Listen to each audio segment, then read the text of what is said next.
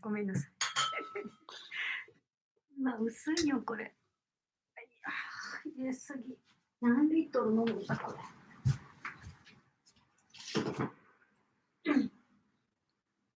Good evening. I made filter coffee, but I think I put too much water in it.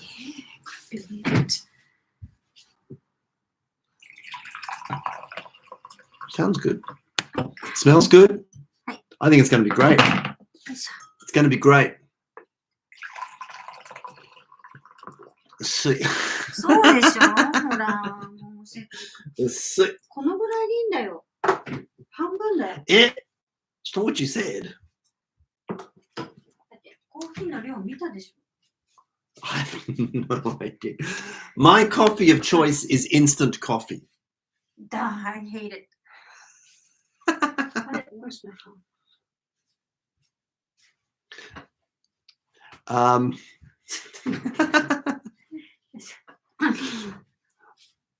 I always seem to get in trouble. Good evening, Jeremy. Good evening. Are you in a good mood? I'm fine. Good evening, everybody. Welcome to another riveting discussion with English Uplifts, Matthew and Jeremy, where we'll be discussing all and any aspects of education, children's education specifically, and even more specifically, English education. This has been our specialty for a significant number of years. It's an area of discussion that we find ourselves talking about at all hours of the night. And you are merely joining in our regular, usual, ongoing discussions for approximately 90 minutes. I hope you are well, wherever you are, in this fabulous country we call Japan. Well, not we call, but, you know. They call. They call. Who calls? And thank you for joining us. By all means, put your comments into the chat box. Let us know who you are, where you are, and how you are this balmy Tuesday evening. いつもそのバーミーって気になるよね。ちょっと待ってね。ちゃんと見てからやれって話だね。はい。Sorry. まだね、まだちょっと来てないから大丈夫かな。I found a very good site, but I missed it. Oh, should be okay. Hey.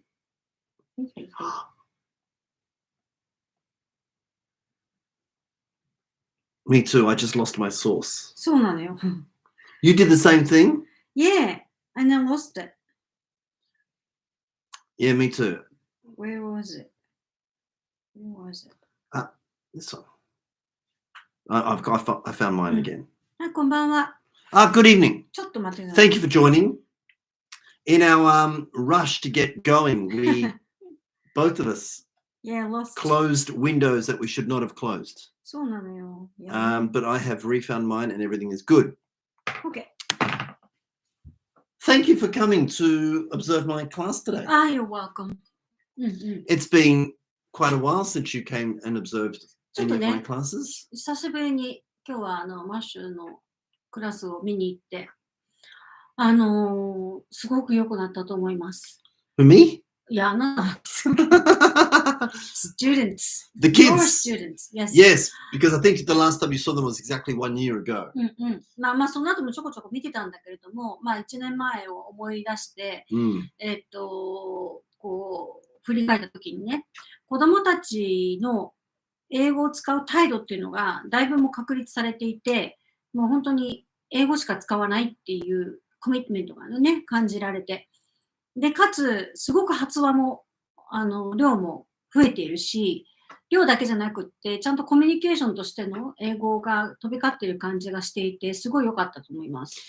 Yes, It is amazing how much you can achieve in a year, うん。 particularly in the areas of attitude, because attitudes, as from experience, Right. are very hard to change. うんうん。 But depending on the experiences you give kids, and depending on the bonding うんうん。 and the rapport that you take with kids, and the Right. quality of the exercise or the activities, Right. and the way you handle their mistakes, うんうん。 and the fairness うん。 with which you interact with them Right. Right. うん。 and have them experience can Mm. certainly do a lot to change うん。 kids' attitudes. When you come across as a teacher that is unlike any other うん teacher, うん。 then attitudes can shift very rapidly. Right.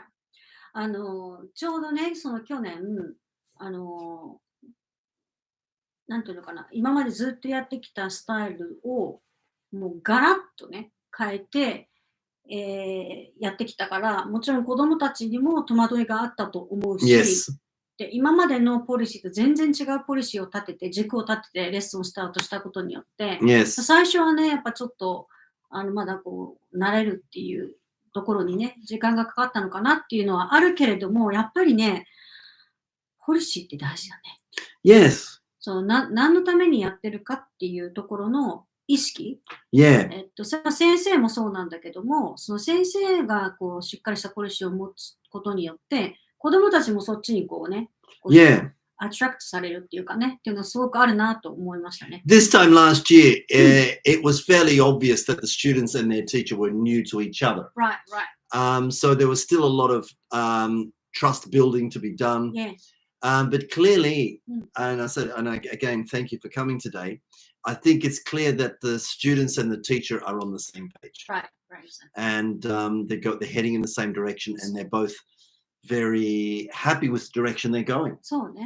And the parents are very happy. うんうん。でね、今日思ったんだけど、マシューのクラスは、リーディングのね、時間をちゃんと多読の時間を取ってるんだけど、今日、スティッカーチャレンジでね、子供が自分が読んだ本を一冊みんなの前で読むっていうのをしてたんだけれども、久しぶりにね、そのやってスティッカーチャレンジを見て思ったのは、すごくいいなと思って。It's like その子供がさ、子供に読み聞かせてるみたいなさ、Yes. ところがあって、で、それを聞いたり見てりしてる、そのお友達がね、こう一人で前に出て、マシューがこう持つ本をね、の英語を読んで、みんなに聞かせるんだけれども、それを聞いてるお友達のね、反応が、ね、すごい良かった。そう。すごい良かった。なんかちゃんとこう、インボーブしてるし、優しいでしょ？そう。なんかね、一生懸命こう聞いてね。で、それに対して、彼女が上手に読んでるかどうかじゃなくて、もちろん上手に読んでるのを聞いてるとさ、自分が読む番になったら読むんだなっていう意味で聞く子もいるかもしれないけれども、ちゃんとその話の中にね、入って理解しようとしてる。で、反応するってすごい良かったと思う。Yes. あれはね、久しぶりにいいレッスンをね、見れて良かったなと思いました。Good evening, thank you for joining us. はい。こんばんは。で、まあ、それはちょっと置いといて、でね、ちょっと最初だけ、お知らせをね。お知らせ？しとかないといけないなと思います。Is it good news or is it bad news? I think it's good news. It's good news.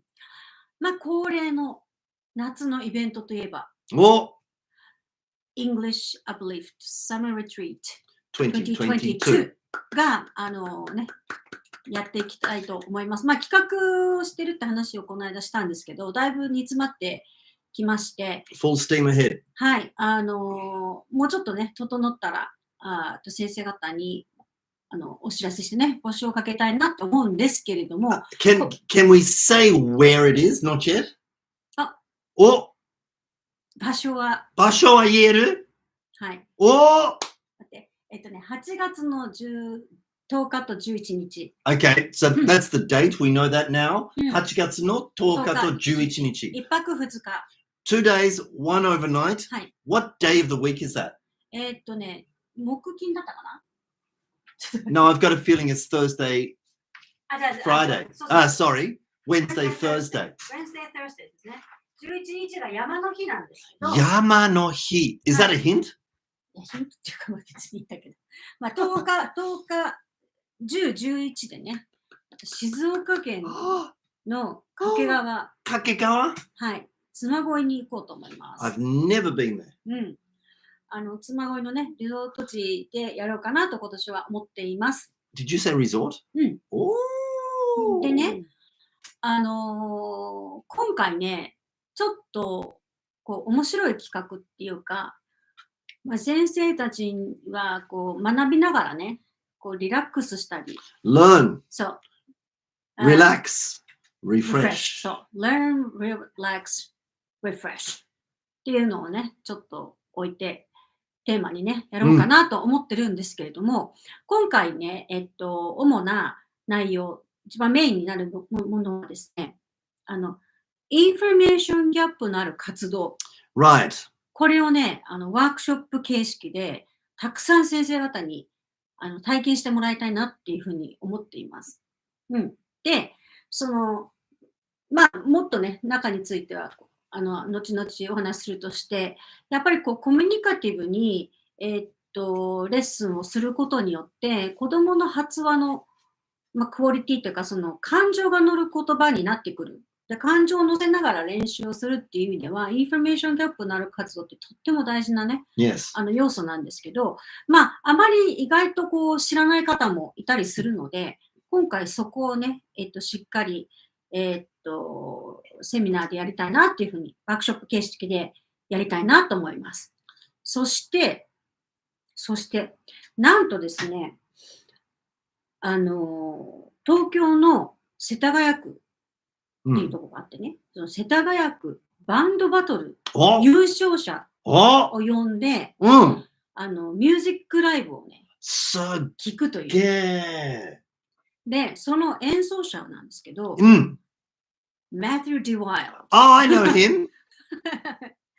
そうそう。実はマシューはですね、He's great. Yeah, I know. He's fantastic. You should hear him play piano. You should hear him sing. That guy is amazing. 実は皆さんご存知かと思うんですけど、まあ、このね、マシュー先生ね。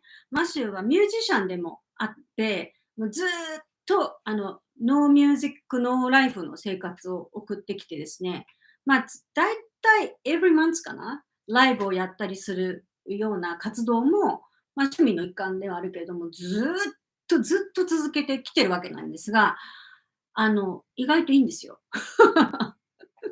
いや、意外といいんですよって。冗談抜きでね、本当に東京のその世田谷区バンドバトルで優勝したっていうのは、結構いい実績だと思っていて、湯川玲子さんとかが審査員だったんですけど、すごい褒めていただいたりとか。で、その後優勝したことでね、3万人の前で演奏する機会を、組み祭りでね、作ったりとかいうような、マッシュによる、ライブをね、夜ね、ちょっと楽しむっていうのをやってみようかなと思ったんですよ。で、ちょこね、私が Facebook で、マッシュのライブをね、上げたりすると、なんか先生方が見ててくださったり、でも結構地方のね、先生方だったりするから、まあ東京にそのマッシュのライブをわざわざ見に来ることはできないんだけども、まあこういう機会もあっていいんじゃないかなっていうことで、まあ先生のそのリラックスのためにも、ね。It turns out that the resort that we are having our retreat at this year was a music institution. So there are pianos and studios kind of like dotted around. そうそう。なので、ピアノももうすでに用意してあるっていうのを聞いて、あ、これやるしかないっしょみたいなね。Yeah, there's a piano in the room that we're going to be doing our study in. I think that's right. So we're going to use that one in the evening after dinner for a small mini recital, if you like, a mini concert. Which I think you might enjoy. It's got obviously not a lot to do with English education, but it's a part of me that I'm very happy to share. And people who do come to my performances are often surprised at まあなんかさ、そのエデュケーションのこともまだやるんだけど、もちろんやるんだけど、そういう楽しみもあっていいかななんて言ってね。learn, relax, refresh っていう意味でね。いうふうに1日目はやろうかなと思ってます。で、2日目なんですけども、もちろん、朝はちょっとね、お散歩しながらっていう時間を取りながら、朝、午前中のね、セッションもやろうかなと、セミナーもやろうかなと思うんですけど、実は今回、サマーリトリート、お子様連れ OK にしようと思ってるんですよ。This is the first time that we have opened our arms to kids of teachers. そう、実は以前ね、ロンドンの、なん企画があったんですけども、ずっとコロナでね、ダメで。で、ロンドンの時には、子供も連れて、先生が学んでる間は子供たちをそのサマースクールに入れるっていうプランを作ってたんですけど、なかなかそれが実現しないままだったんですよね。で、今回は、子供連れ OK にする理由にはちょっと、訳がありまして、2日目の、セミナーっていうかね、いう時間にですね、実は、連れてきていただいた、先生方の子供になると思うんですけど、に対して、マシューが直接レッスンをするっていうのをやってみようと思ってます。Yeah, and I'll have maybe 90 minutes of activities prepared for your kids. And during that time, you can observe. そうそう。実際にマシューがそのレッスンをやっているのを、見ていただいて、で、その後にですね、あと、デモレッスンみたいな感じになるんですけど、その後にですね、そのレッスンの分析をみんなでしようかなっていうふうに思っています。なので、そういう意味でもね、マシューから直接、教えてもらうっていうかね、どういうふうにマシューがそのインフォメーションギャップアクティビティをするかとか、子供のユースオブイングリッシュを引き出すかっていうのを実際に見てもらおうかなっていう機会をね、作ろうと思っています。Yeah.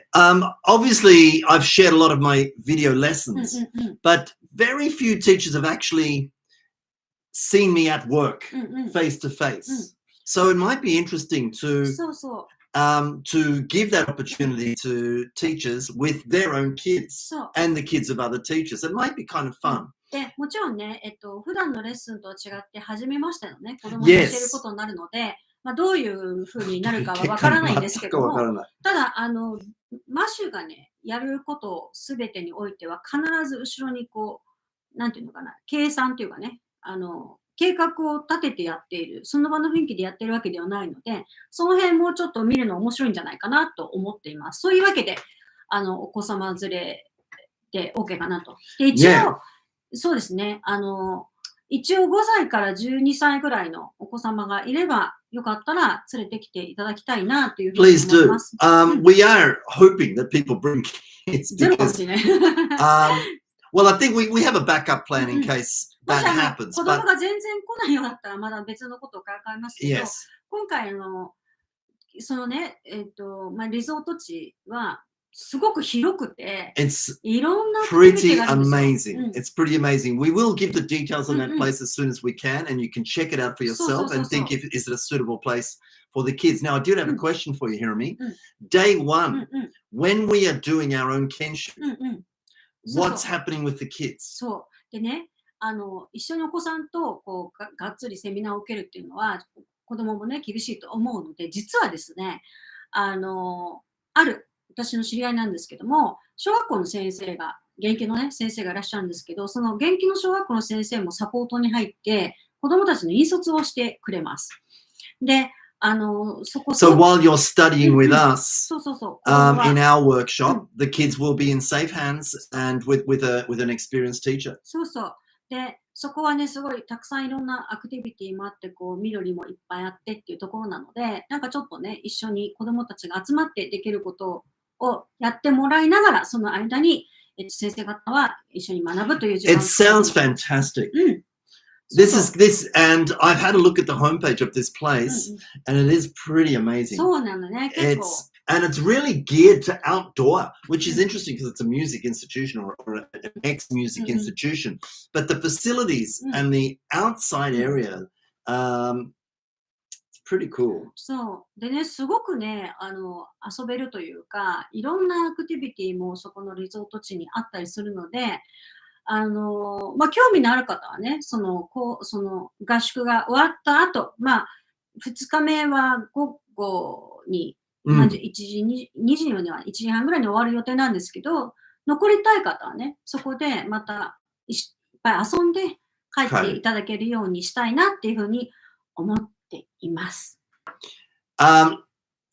The retreat that we had 2 years ago, うんうん。 because last year we couldn't have one because of うん Corona, うん。 but the last English Uplift summer retreat was fantastic. すごいいい思い出になりましたね。So we are very hopeful for a similar うんうん。 result this time. Mind you, the location's completely different. そうそう So そう。 the environment's うんうん。 completely different. The theme is different, うん and this time kids are coming. うん。 So I think it's going to be pretty exciting. そう、なんかこう温泉があったりとかね、なんかいろんなこともできそうなので、 So we will be able to supply more details う on ん。 this event, そう、今、ちょっと not to be missed event. そう、詳細詰めてますので、興味のある方は8月の10日、11日、ぜひ、開けといていただ Yes, きたいな please と思い do. ます。うん。 Please do keep those days free. そうそうそう。まあちょっとどうなるかわからないけど、なんか楽しいことしたいなってずっと思ってたので、でも楽しいね、学びながら楽しみながら、ちょっと先生の自分へのご褒美みたいな感じでね、 Indeed. うん。 Learn, relax, うん。 refresh. っていうのをやりたいなっていうふうに思います。いいですね。はい、なので、また詳細は、LINE 公式アカウントの方から、したいと思いますので、ぜひチェックしてください。はい。The chat box is very quiet this うんうん。 evening, is it? There are obviously people watching and hopefully listening. I hope you haven't fallen asleep. 多分、スマホから見たりするんだと思うんだよね。うん。 That's right, because the chat box is not available for smartphones. Is な that んか right? ね、やり方が、なんかチャットボックスそうそう。に参加するのになんかいろいろあるみたいで。 By all means, if you are watching and listening and still awake and able to access the chat box, by all means, うん。 send us a message, say hi, うん。 let us know you are fine. It's そう going で to す be ね。 lovely to は hear い。 from you. それでね、うん、ちょっと LINE にも書いたんですけど、うん、先週の、うん、YouTube 終わってからね、うん。結構、ライブで見れなかったんだけど、後で見ましたっていう先生から、 Yes. 結構ね、直接メッセージをいただきました。本当にありがとうございます。 Thank you う for ん。 all the responses うん。 from last week's broadcast. そうそう。やっぱりなんか、先生方もね、その学校教育に対するいろんな思いっていうのがあったりするのかなと思ってね、話してくださってありがとうございますみたいなメッセージもいただきました。逆にね、そうやってコメントいただいた先生が本当にありがとうございます。 In fact, our experiences are not that rare. I met a teacher recently who said I had the same thing. Same thing. I wasn't happy with certain aspects of public education. うんうん。 Indeed, the responses うん to うん。 a happening, うんうん。 a situation. そうね。 And I thought I was treated very badly, うん said this うん。 particular teacher. And so we moved to private school. そうそう。プライベートっていうか、フリースクールっていうオールタナティブスクールっていうね、チョイスをしたっていう話だったんですけど、それもね、仲良かったかなと思いま Just to す。 follow up on that story from last week, our kids continue to go to the う same んうん。 to their new school, うん。 and they are enjoying it very, very much. そうね。行きたくてしょうがないっていう学校にね。 Yeah. 何だっ Can たん you だろう。 imagine that? そう。行きたくてしょうがない。そう。もう早めに。そう、早めに行こうみたいな感じ。うん。やっぱ環境が変わるとこんなに違うのかなっていうね。のは感じましたけど、またね、おいおい何かあったらお話ししたいなと思います。はい。 So this evening's topic うんうん。 is rather I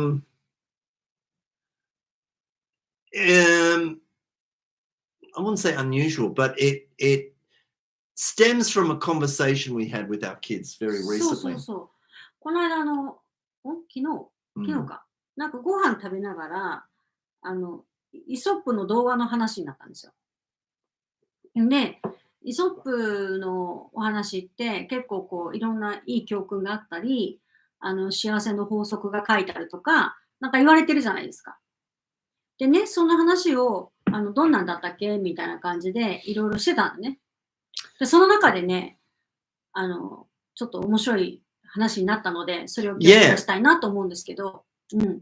And so just did some casual research because Aesop でしたっけ? そうそうそう。 He was a ancient Greek philosopher, あ、そうなの? story writer. I think I might be getting it そうな total. んだ。 Aesop stories. He used to. It was a collection of stories that either he wrote or he collected. うんうん。 But it's based on, I believe, Greek mythology. そうなんだ。そこまで I know 見 I てなかっ could be totally wrong, but that's kind of my image. た。いいね。まあ調べてみればわかる。 Yeah, I should have. うん。 So I just was looking for similar うん stories, うん。 but not necessarily part of his うんうん collection. うん。 And I found a story that I'd never heard before. うん。 And I was wondering if I could share it with you. それイソップで Well, it's not, I don't think it's Aesop. ああ。 It's a very short story, and I am going to take the liberty to share it with you. 知らないもの Yeah, I'd never heard of it. うん。 Ready? It's very short. Bear with me. Asha was getting frustrated and tired of life. うん。はい。 You right? So she asked her father what to do. Her father told her, go to the shop, buy an egg, tea leaves, and a potato, and bring them to me. So Asha went to the shop and she bought an egg, tea leaves, and a potato. She brought them to her father. Her father took 3 pots and filled them with water and placed them on the stove. Once the water was boiling, he told Asha to place the items into each pot and keep an eye on them. Do you remember what she bought? Egg, tea leaf, potatoes. Right. Uh-huh. After 10 minutes, he asked Asha to peel the egg, peel the potato, and strain the tea leaves. Asha was left confused. Her father explained.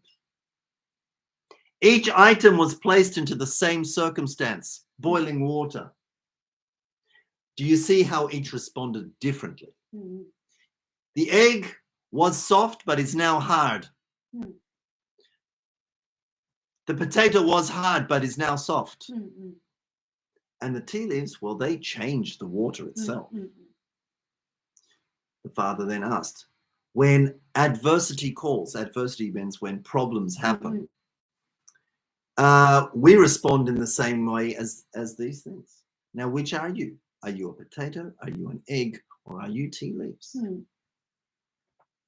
that a nice story? Have you heard of it before? Yes, yes. あるある。 You've heard of that before? あるある。 Is that right? Yeah. Is it a Japanese story? No. No. Is it いや、 Aesop? いや、イソップじゃないと思う。 The- それだって、それどっちかっていうと、ストーリーっていうか、レッスンがはっきり分かってるやつでしょ Right.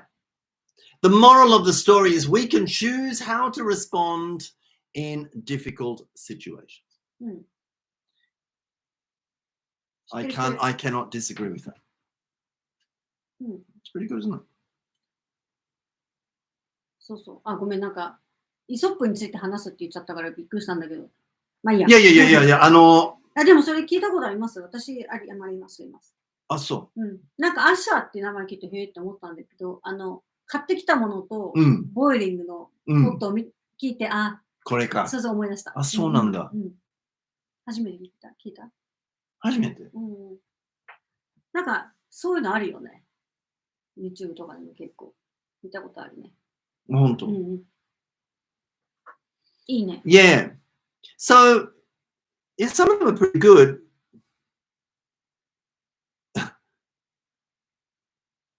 There's lots of these that I haven't heard before. Ah, the ants and the ま grasshopper. た聞いた。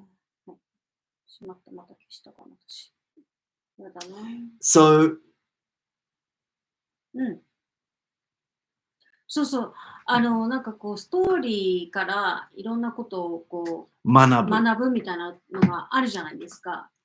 で、ほら、北風と太陽とかさ、Sure. そうそう。あと、ほら、カラスと水差しとかさ、The crow and the what? Ah, ウォーターピッチャーみたいな。あの、ピッチャーの中に少ししか水が入ってなくて、Right. でもそれすごく飲みたいカラスは、どうしようと思って、でも絶対飲むってコミットしたんだよね。Right. 絶対飲むってコミットしたから、 Right. どうしたら飲めるかなって思って、Right.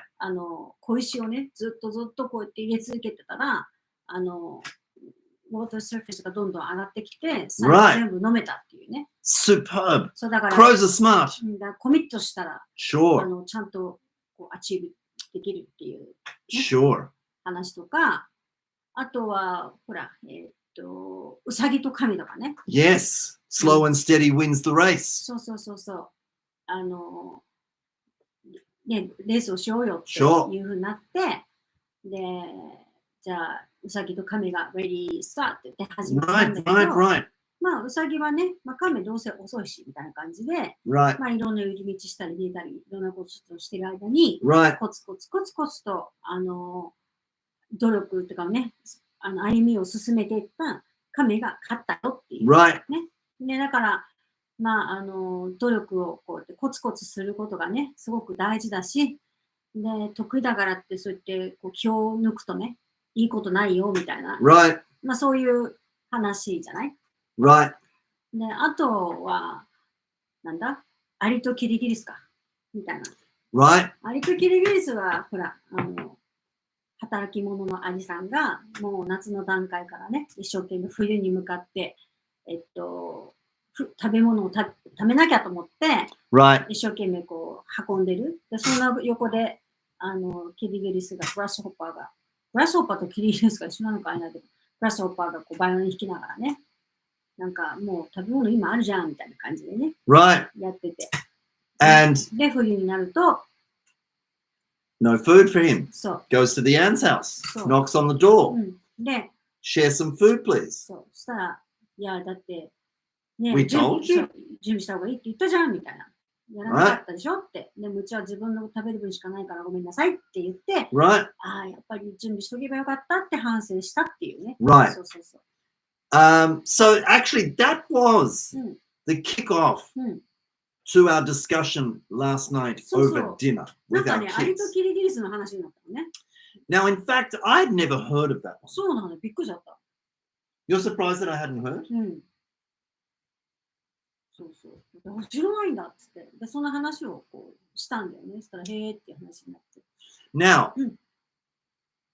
today, because of our discussion last night, うん。 we researched this story, and apparently it has a number of different endings. まあちょっと違ったりするけど、まあまあまあ、大体。 I mean, the moral of the story is the うん same, うん。 but our daughter told us the story, and she said, あ、あれはでもちょっと違う。違う？やつ、うん、だった。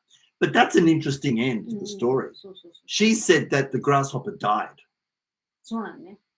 and that then the other grasshoppers は、あ、これ、反省しそうた。やばい、もうこれ死んじゃうんだって思って、他のグラスホッパーは心を入れ替えて、これからはちゃんと貯めようって、こうキリギリス同士で団結したみたいな Right. 話でしょ。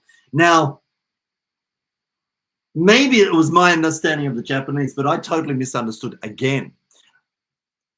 Last night at the time, my understanding was that the grasshopper died, and then the ants and the grasshoppers, because of this event, that the ants had said no.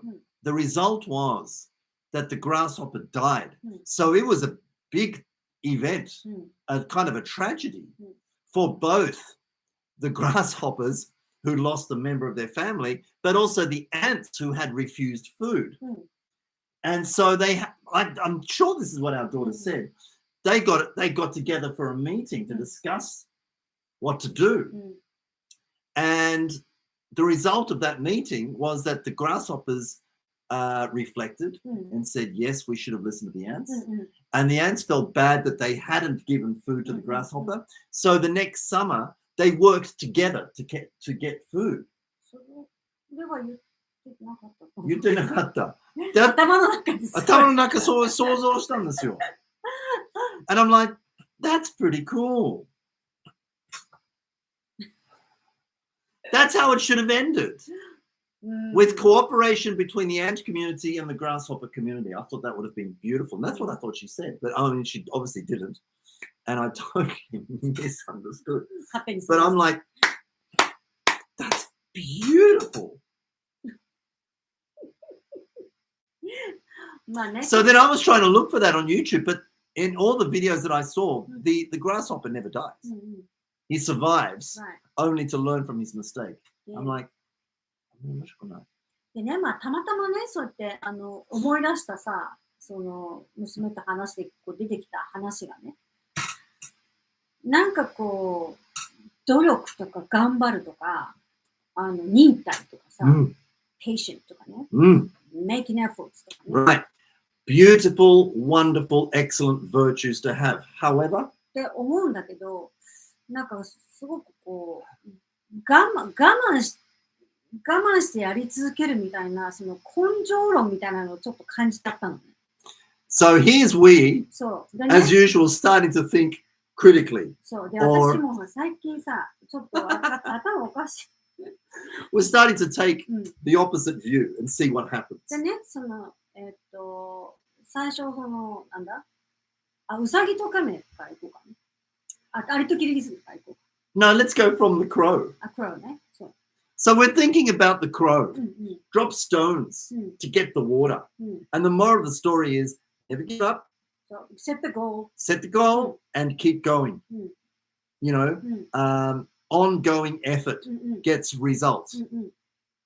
それはそうなのよ、本当に。もちろん。それがレッスンなのね、そのストーリー。いいんじゃない？でも、少しずつちょっと疑問を感じて。まあ、それはね、一つのレッスンとして、全然いいんですよ。一つの答え。はい。一つの答え。絶対、ほら、正解はないっていう、こう、考え方をした場合にね。で、じゃあ本当に、それは正しかったのかっていうことをちょっと考えるわけ。で、カラスは水が飲みたかったのね。それは最終的な目標じゃん。そうでね、ピッチャーでしょ、誰かの。そう。ファミッション取ったのみたいなところから始まる。そう。誰かの水だったんだよね。そう。That's in a picture. ピッチャーがあったって言ってたけど、それ誰のピッチャーって思っちゃって。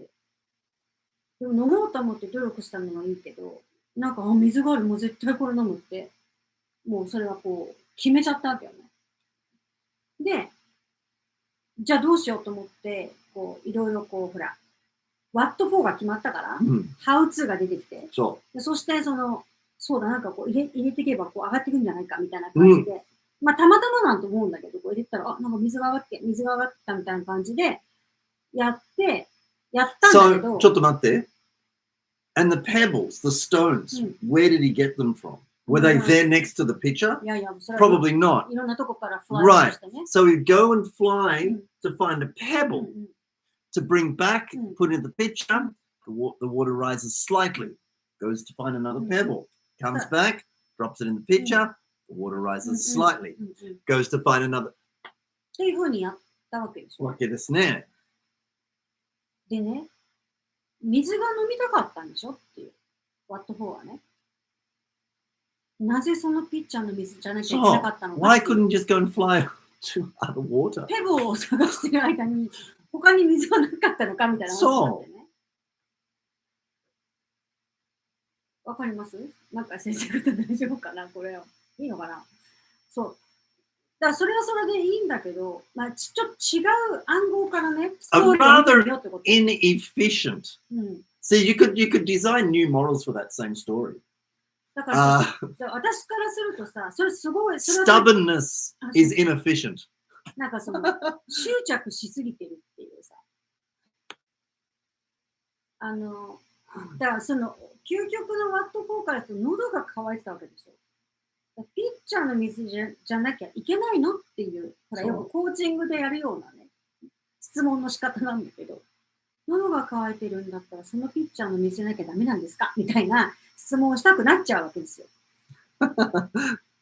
でそうすると、そこの執着を外して、ペボをね、こう、行くときに、このピッチャーじゃなくてもいいんじゃないかって気づいたときに、他にこう水の存在が見え始めるんじゃないか。そう。あ、こっちの方が飲みやすいじゃんみたいなのが出てくるとしたら、あの教訓は何なんだみたいな話になったらね。そう。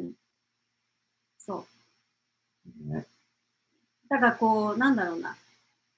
別にイチャモンつけてるとかそういうわけではないんですけど、なんかこう視点を変えてみると、また別のストーリーがね、いろんなストーリーとパッシビリティが出てくるなって思ったわけですよ。So we were doing this kind of で、こういうのって、ほらよくこう道徳でね、あ、そうなんだってゴール設定してコツコツやればいいんだっていう、その一個のメッセージしか取らない。そうなんだよ。Because when you think about the crow in the picture, you think, yeah, that makes perfect sense. But if you look at it from a different angle, it doesn't make any sense at all. そうなんだ。So we were having quite a bit of fun. そういうね、ちょっとこう視点を変えて、yeah, with our kids. And it was quite funny, wasn't it? だからそう、だからそれいいのよ。頑張ってね、その努力をしてこう水を飲むためにゴール設定をして一生懸命やることによってアチーブするってことはもちろん絶対それもあるんだけど、面白すぎます、確かに。そう、ありがとうございます、愛子先生。そうそうそう。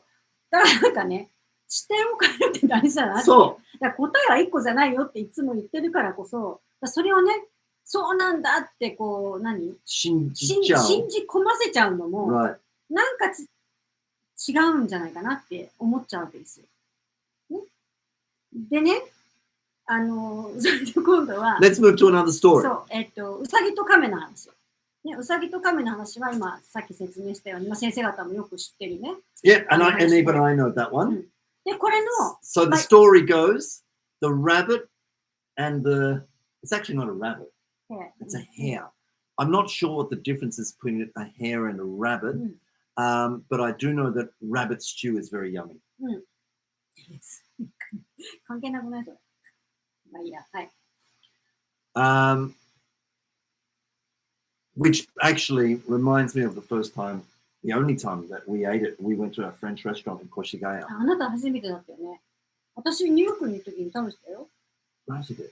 だって、I would never choose to eat a rabbit. ラビットのミートのこうフローズンのさ、こんな何キロ I'm sorry if you have a pet rabbit, by the way. まあいいじゃん、その話を置いといて。Okay, but it was surprisingly good. But I'm glad I ate it before I was told it was rabbit. I may not have eaten it. まあ、そう、それでね、その話を。So it's not a rabbit, it's a hare.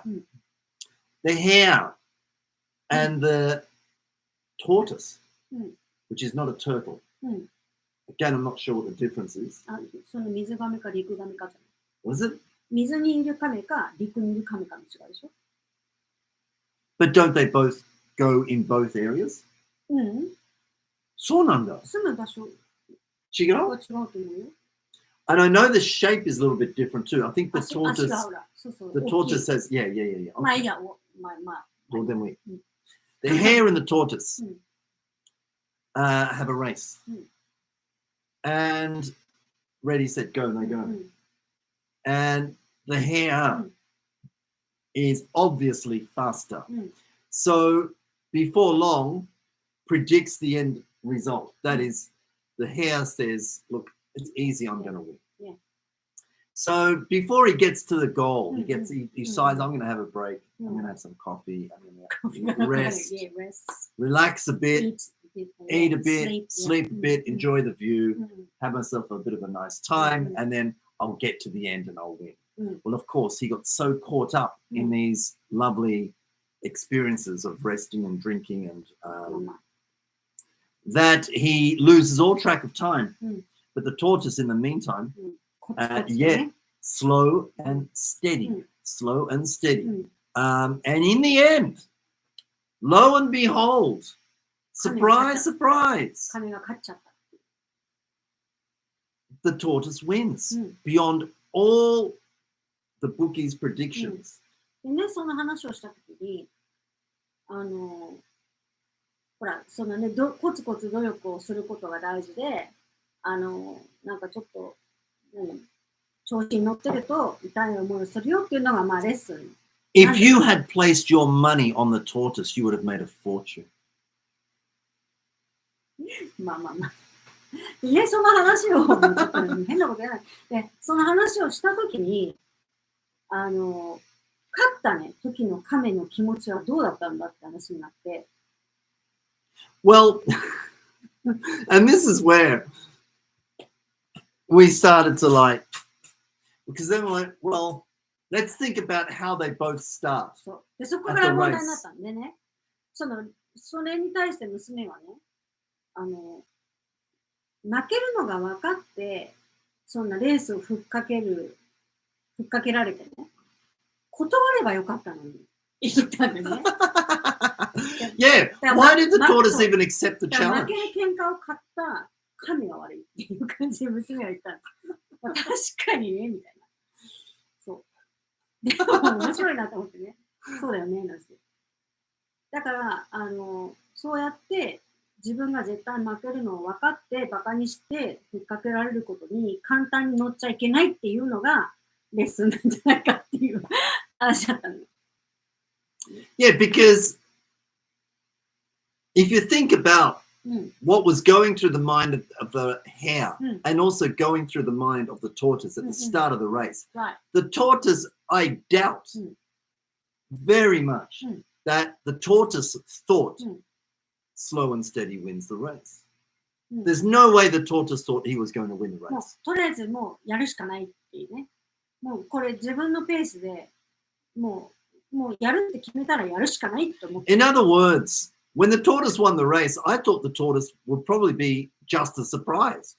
マジ勝っちゃったんだけどみたいなね。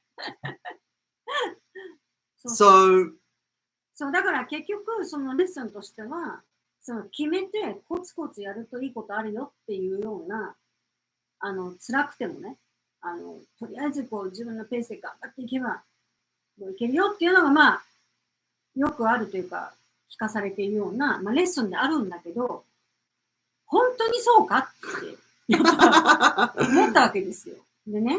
Yeah, because there's no way that the tortoise could have thought, well, the rabbit might take a break. You know, it wasn't strategy. Right. でね、マシュはね、たまたま普通に走ったら絶対ウサギが勝ってるのに、たまたまウサギがそういうことしたから亀が勝った。Right. So how now does the rabbit feel? Or the hare? Does the hare feel remorse? Because, やっちゃった。I should have just kept going and won the race and then relaxed. Did the rabbit feel that way? っていうふうに言うじゃない？ So that's our assumption, isn't it? Our assumption is that the rabbit is now thinking, oh no, I feel regret for having done what I've done. I should have kept going. That's our assumption, and that's what the lesson of the story is based on. なんだけど、私またちょっと違う考え方をして、まあ、レースをしようってまあ言ったよ。でも言ってやり始めたら、ウサギの視点から言うとね、すごい気持ちのいい天気でさ、もう緑がもう綺麗にこう丘が緑になってて、でまたこういい感じで太陽が上がってるところにこういい感じの木が立っててさ、すごいこう気持ちよさそうな木陰があってさ、いやここすっごい良くないみたいな感じに、ちょっと休んでもいいんじゃないみたいに思ったりするわけじゃん。で休んでるとなんかちょっとお腹空いたなとか、それこそなんかコーヒーかなんかいいかなみたいな感じでさ、じゃあちょっとなんか食べようかなみたいな。Right, I've got all the time in the world. I'm going to get something to eat. Oh, that looks nice. なんかすごいこうリラックスみたいな。でさ、なんか雲動いてんなみたいな感じでね、気持ちいいなみたいな感じで思ってたらちょっと寝ちゃったりしてね。Good evening, Minori sensei. そうそう、で気持ちいいななんて。でパッと目が覚めて、あ、そうだ、レースの途中だったみたいに思い出して、行った時には亀がいたわけよ。でその時にね、ウサギはね、もしかしたらよ、レースをしようとは言ったけど、別にその勝ちとか負けとかね、本当僕どうでもいいんだみたいな。で、ただこうレースをすると決めたおかげでね、自分はその間、こう、いろんなその木陰で休んだりとか、リラックスしたりとか、美味しいもの食べたり、ちょっと寝たりとかね、すごくいい思い出。いい思い出になったの。だから、全くこう。そう、勝ちとか負けとか気にしないっていう。逆に、お、よかったね、カメちゃん。そう、なんかでも、よかったね、勝って。そうそうそう。でも、I had a great rest. でもその、レースをすると決めたことのその途中でね、すごくfulfilled な、experience. 心の豊かさを味わったってするならば、いいじゃない。そう、負けて悔しい、失敗したって思わないかもしれないからって話になったの。変かな。いや、全然いいじゃん。いや、でも、Yeah, you never know. わかんないじゃん。The stories are designed in such a way that brings an assumption to そう your 教 table. えたいことがあって、そういうふうに言ってるとしたら、だからその、亀的にはどうなのとかさ、うさぎ的にはどうなのって考えたときに、ほら、レースって言った瞬間、勝ち負けで負けた方が失敗とか、failure とかさ、ミスしたねみたいな感じに言うじゃない。勝ち負け関係ないよとか言っときながら、なんとなくそこでやっぱりこう、レースをさせて、ゴールの勝ち負けを見て、勝つためにはこうすればよかったのにみたいな。But the race was totally uninteresting from the beginning because the hare is obviously faster than the tortoise. So it's not even going to even be a competition. So in you know, this is a race that you can't view from a balanced perspective because it's obvious that the hare is going to win. でね、それを考えたときに、It's not それ fair. 考えたときにさ、こう一生懸命こうなんかもうゴールしなきゃとかってムサギに負けんだろうなって思いながら、もう負けるんだろうなこのレースって思いながらも、なんか一生懸命こう行く亀と、なんかすっごい満たされたんだけどっていう亀がウサギがいたときに、どっちが幸せっていう話なのよ。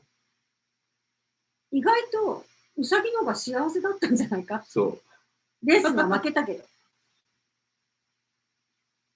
So that's what I'm saying. That the turtle says, "Oh, よかったね." もしかしてわざと。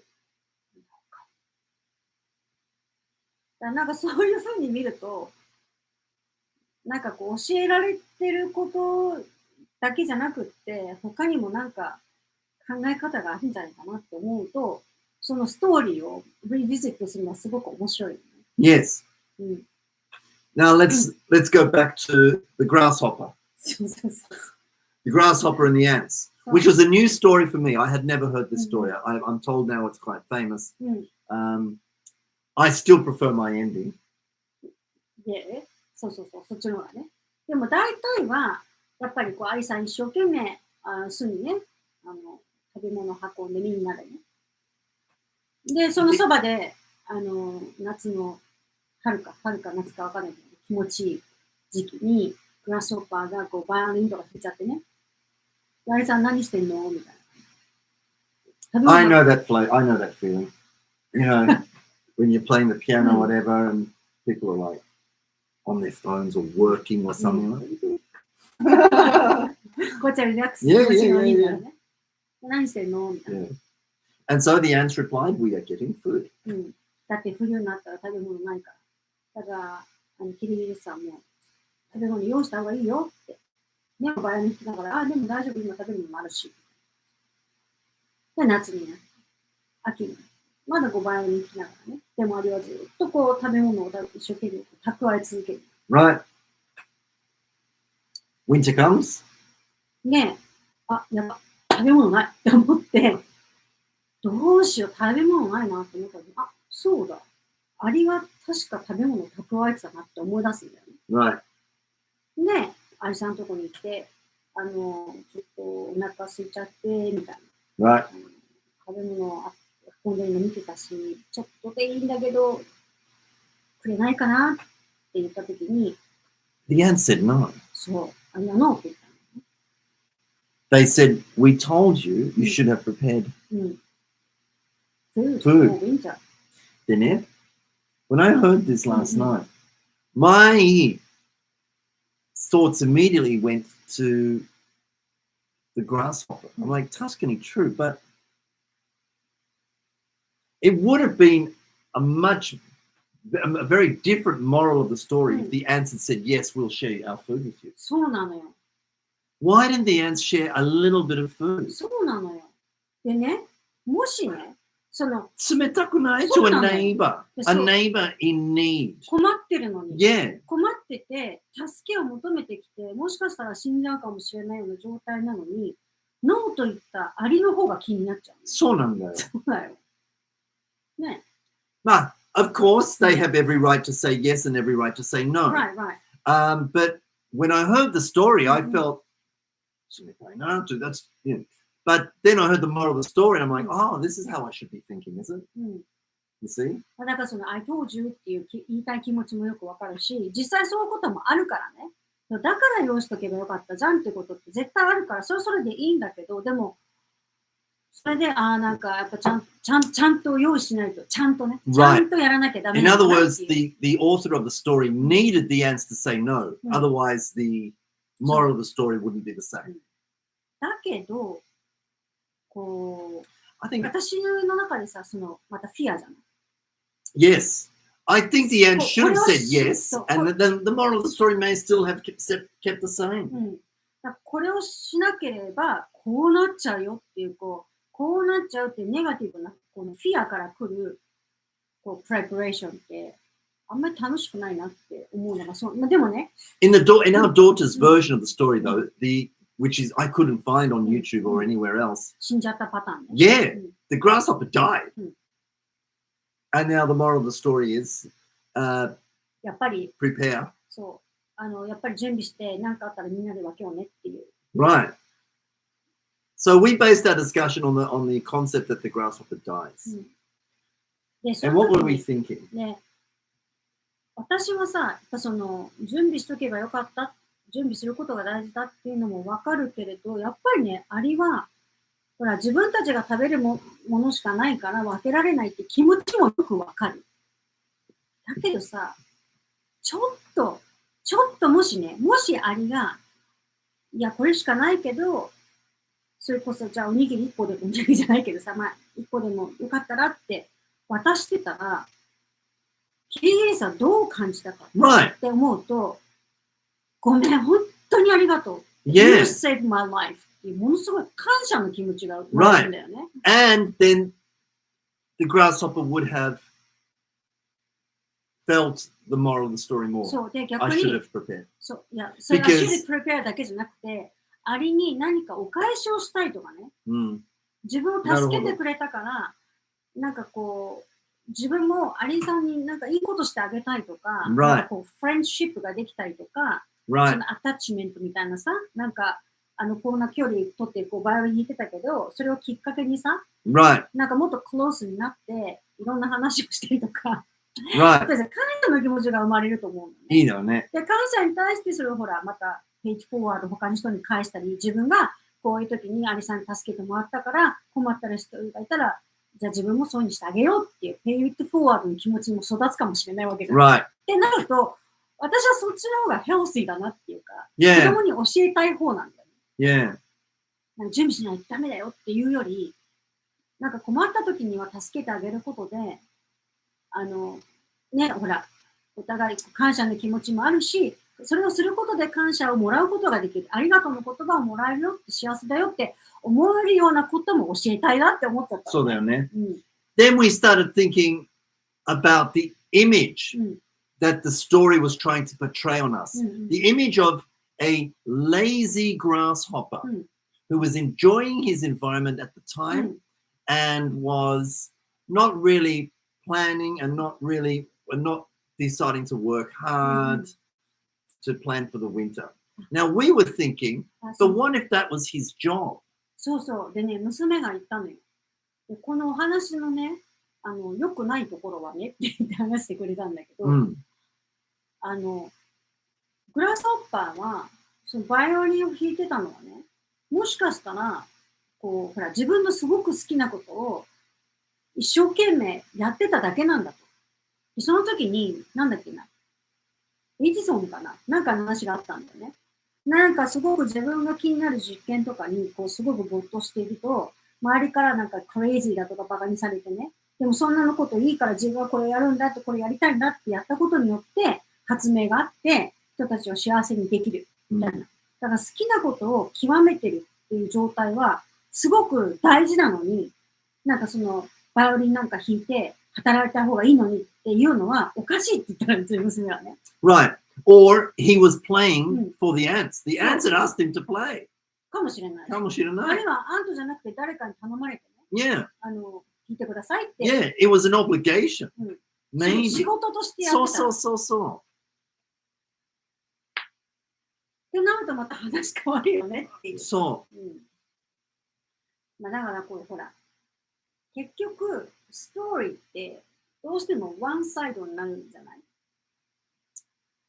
だからそのさっきのアリとキリギリスではやっぱキリギリスは荒れ者なんだよね。レイジーでね。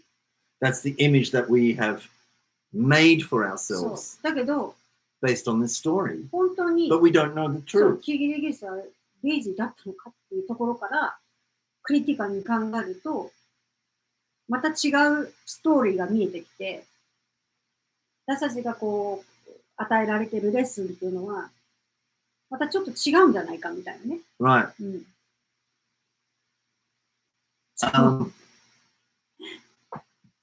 先生方どうですかね。なんかあんまそういうの考えたことないって、ほら、イングリッシュアップリフトはね、常に 6C ね、その中の 4C のクリティカルシンキングって話をよくするんだけど、あとほら、答えは一つじゃないよとかね、いう話をしてるわけなんで、なんかちょっとそういうふうに視点を変えて、立場を変えて、もしそうじゃなかったらって考えたら、どんな世界が見えるかなっていうのを、こう妄想するのって楽しいなっていう話よね。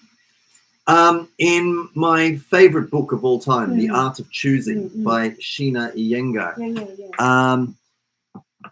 I don't want to make any spoilers for you, but she describes how so many of our stories, especially children's stories, are all designed to influence us socially. So most of the children's stories, or most of the stories that we have kids listen to and learn as kids, they all start with the line "Once upon a time." In other words, the story was a long time ago. In other words, the message that this story is going to give you has been validated for a long time. 昔からある。Right. 昔から言われてる大切なことだよ的な感じのスタートよね。So, once upon a time. And Kamanazu, there is always the line that says they fell in love and got married and lived happily ever after. They fell in love, they got married, and they lived happily ever after. Now, that's where the story ends. There's no description on how exactly they lived happily ever after being married. それめっちゃ大事よね。それめっちゃ大事じゃない？だって結婚式終わったら終わりじゃないもん。そうなんだよ。そうなんだよ。And considering that most divorces, most marriages, over 50% of marriages in Western countries end up in divorce, it's clear that marriage is not the end goal that leads to happiness forever. But that's the message that we're sending. That's when life begins after marriage. That's where life ends. So in other words, we are guiding our children to suggest that you find your own lover and reality kicks in. Yeah, because otherwise it's a fairy tale. Right? We have convinced our children through the stories we tell them that the best person to make the choice, this is why it's called the art of choosing. Our society has told our kids that the best person to make the choice for marriage is you. And it's based on the feeling of love. And if you get married, you will live happily ever after. That's the moral of the story. Now, her name, the author is Sheena Iyengar, and she's Indian. いえいえいえ And she says, in India, we have a very different kind of love story. そ There was a prince Mm. and his princess who had been married for some time. The marriage had been arranged う。お見合 by いで their ね families, which already is right against the grain of Western society. もう決められる We のファミ turn リー our でね back on arranged marriages. We Mhm. think that is kind of primitive. そうチョイスがないっていうね Right. うん That, we are the best people to make that kind of choice, not arranged, うんうん and in India especially, Mm.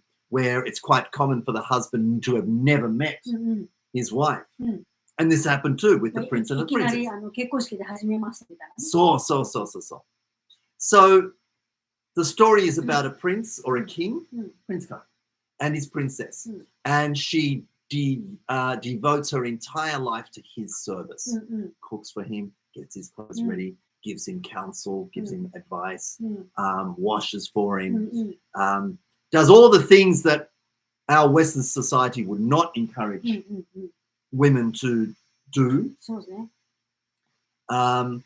She does everything, and he loves her to death. いやつまりなんていうのかな女性の役割を So, 全うするみたいなね so ほらいい子とかじゃなくてそう まあハズバン she ドとワイフ totally understands her role そうそうそう in her husband's life to devote her entire Mm, life to his そうそう service, うんうんうん which goes right against the grain of Right, Western right. thinking. Eventually, she gets sick Mm.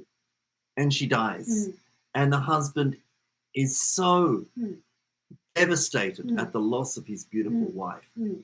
that he builds a beautiful palace Mm. in her honor, and that palace exists today, and it's called the Taj Taj Mahal. Mahal. Mm.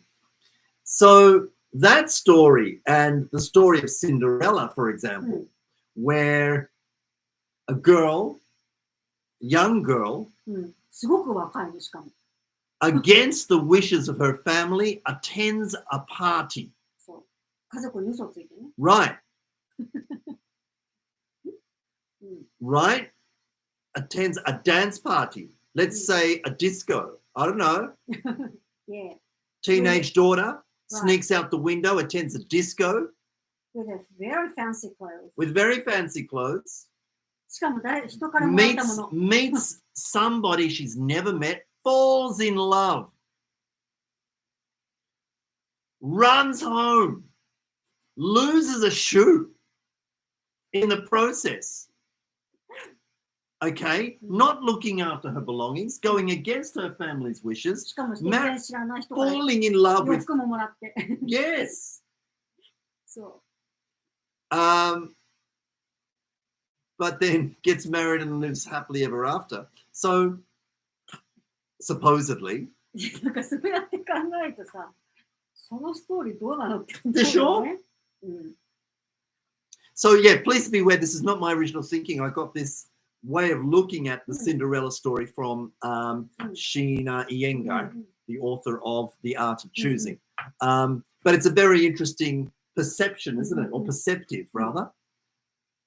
Looking at that perceptive, yeah, it's so true. うん That the story of Cinderella would never be seen as a virtuous or a story of virtue in a place like India.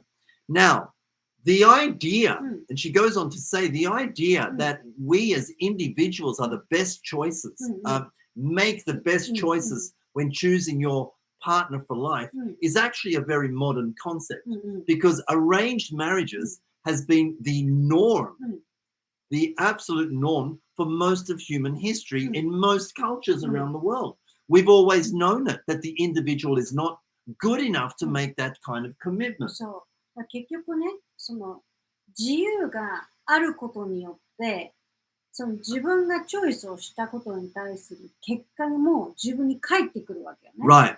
だから何か困ったとかリレーションシップで問題があった時に私は正しいチョイスをしてないんじゃないか Right. っていうこの不安私は間違っちゃったんじゃないかっていうこの不安の気持ち Right. から別れるっていうね。 Yeah. で Right, that's what she goes on to say.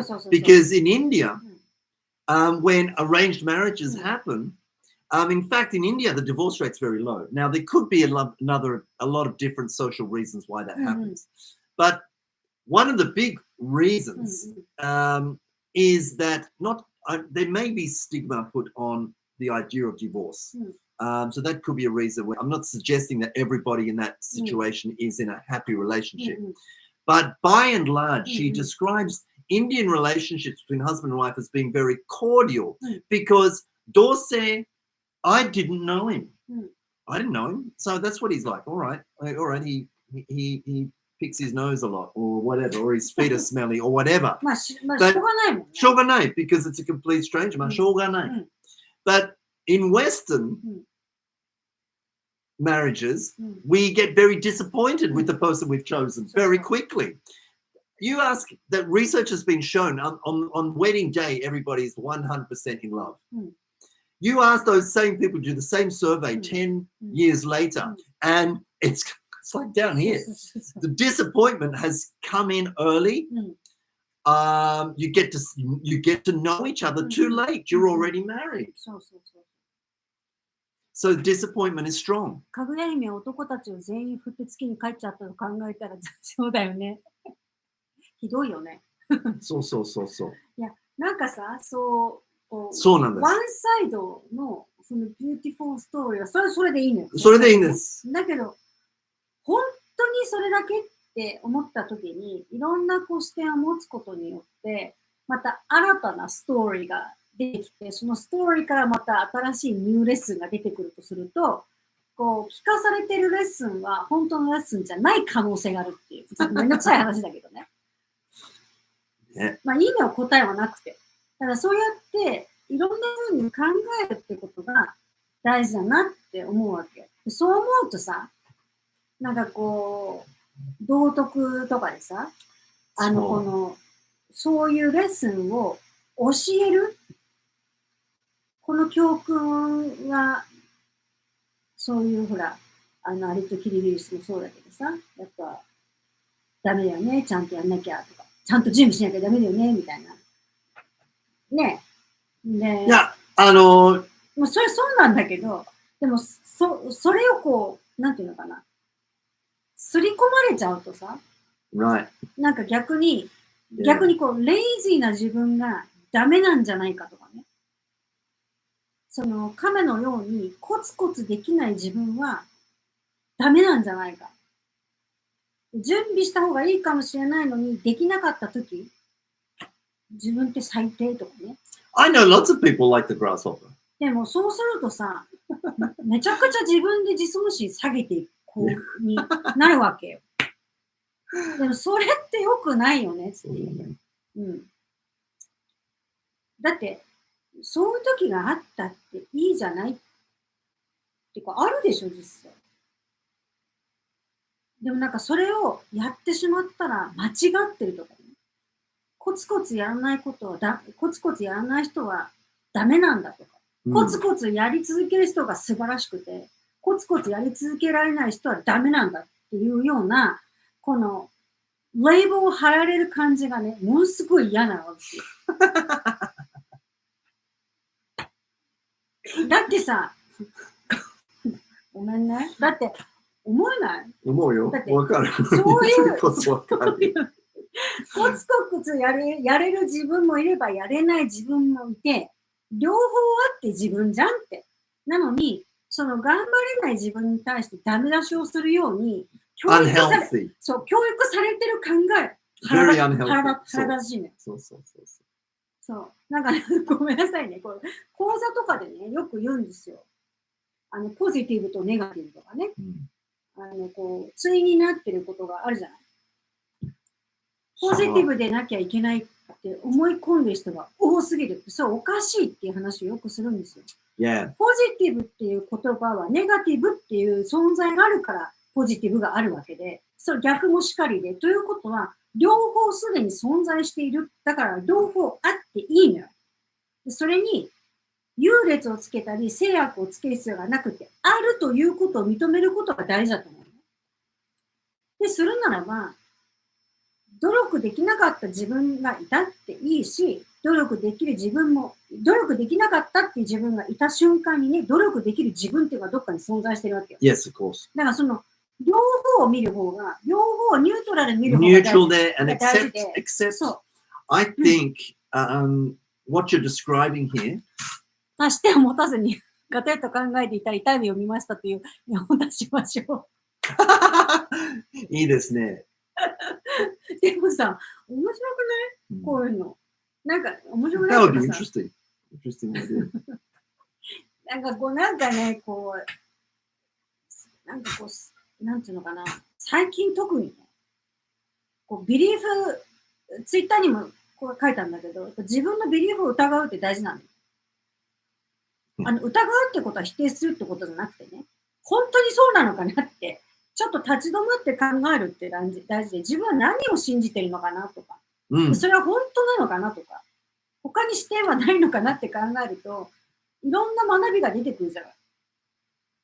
だからそのお酒と亀だって、コツコツやることも大事だけれども、そうじゃなくて、視点を変えて、自分の心を満たすような木陰で寝てみたりとか、ちょっとね、食べてよそにこうね、寄り道したことによって新しい発見があったり、心が満たされるような時間を過ごせたら、それはそれでいいことじゃないみたいな。ね。ってなると、学びがもっと増えるはずなの。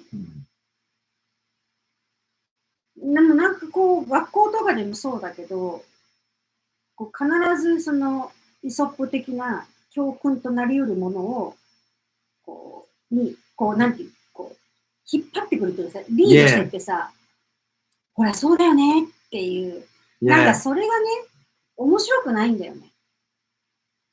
だからもっといろんなことを考えて、いろんな意見を持って、あ、確かにそういうのもあるよねっていう方が、授業として面白いし、そこに子供の発想力とか、クリエイティビティとか出てきて、よりスチューデントセンターのレッスンができるのになーって思ったりしましたって話なんですよ。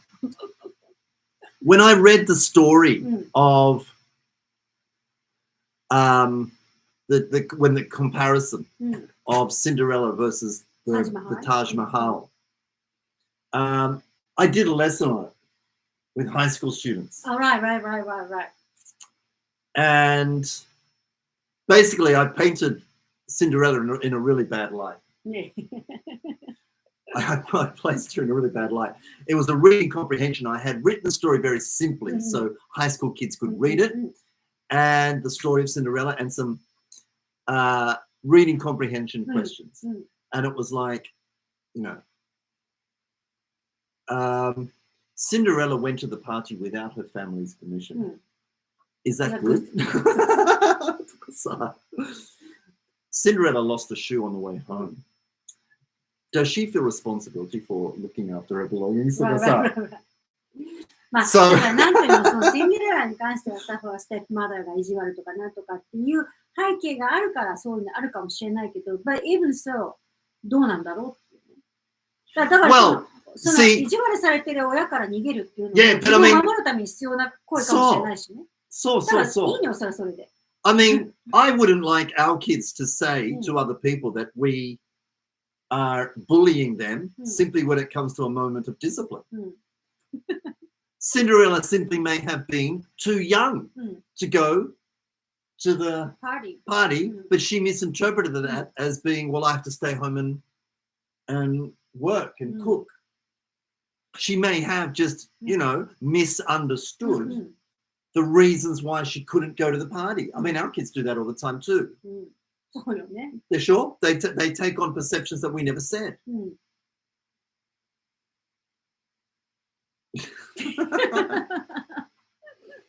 So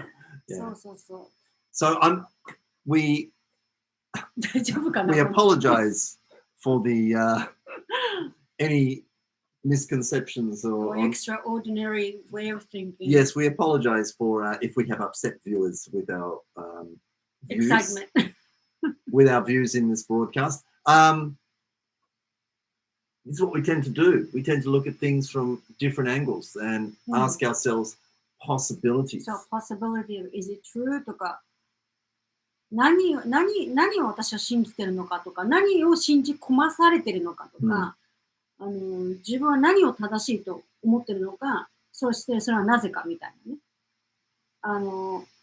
これって、And in the end, I fall on my beliefs. I mean, I make a decision. I think I believe this one, but I'm always open to changing it whenever I get new information. Yeah, それは healthy. Yeah. そこに変な執着はいらないし、そこにスティックすると、なんか自分のプライドとか、なんかイゴとか出てくるしね。My opinions change quite often. I've noticed that, particularly in this day and age, where new information, because there is so much information, you have to decide whether it's true for you. And the more you believe in information, the more you realize that maybe it's not true. But so you need to feel very comfortable with that. だから何でもこう信じ込みすぎないことが大事っていうか、すごくやっぱニュートラルに見る癖って俯瞰をしてみるっていうね。で俯瞰をしてみるとか、あと相手のほら、よく相手の立場になって考えましょうとか言うけどさ、ああいうほらウサギと神とかなんとかパンとかって相手の気持ち忘れてるじゃん。Yeah. キリギリスとかウサギの気持ちっていうの。Yeah, and I think a lot of the information that we are getting today has also been designed to turn us against each other. でもさ、私思ったけど、やっぱりさ、もしああいうのでね、この話から学んだことは何ですかっていう質問があったらさ、絶対私変なこと書きそうじゃん。そしたらもう絶対、なんか、クエスチョンつけて返されるタイプだよね、先生ね。Yeah. でもいいじゃん、それで。Yeah, and there's that very old story of the teacher hands out a writing assignment to the class, and the question is, what do you want to be in the future? And so a lot of the students are writing long, detailed essay on why they want to be a doctor or why they want to be a teacher or a lawyer. And one boy finishes assignment in 1 minute and hands it in. And the teacher's like, well, that was fast. What does it say? I want to be happy. And the teacher says to the boy, I think you misunderstood the question. So, and the student said, I think you misunderstood life. So, true. 本当だよ。So, 本当そうだよね。だからなんか、こう、正しいとか間違ってるっていうふうに決めつける前に、すごく物事をニュートラルに考える、あるいはその、イマジンする。想像する、その、イマジンのね、イマジンの想像をして、その、自分のその、クリエイティブなアイディアを出すって、すごく大事なことだと思う。こう丸抜で決められないようなさ。そう。で、やっぱりこう、次世代型のね、ほら、次世代型子ども英語講師養成講座をやってきてる中で、いつも言ってることなんだけど、子供たちのそういったこう発想力とかアイディアを出すとかね、でそれを伝えるとか、そういうスキルってこれからもっともっと大事になる。で答えが1個のものなんていうのはもうチャカチャカっと調べたらピッて出てくるわけで、だけどそうじゃないね。新しい考えがそのイノベーションになったりとかさ、新しい未来、新しい社会を使うときの一つのなんていうのかな、コグっていうかさ、なんかなんていうの、トリガーになったりするわけじゃない。